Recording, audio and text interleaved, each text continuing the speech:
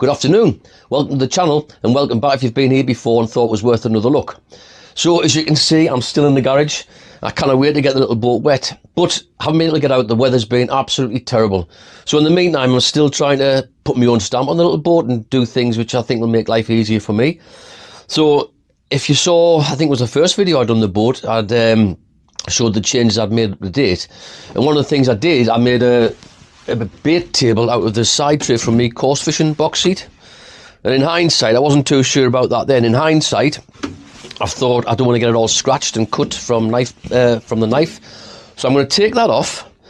And then what I've done is I've made a wooden cutting board bait table.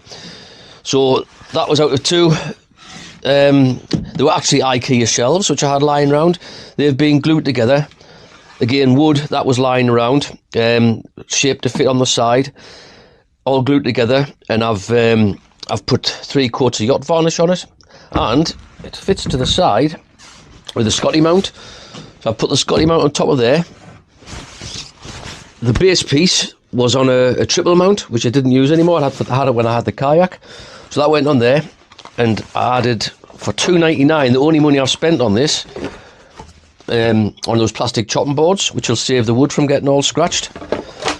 That just comes off so everything can be washed and cleaned. There's a slot in the back to allow it to drain, and that said, when it's in position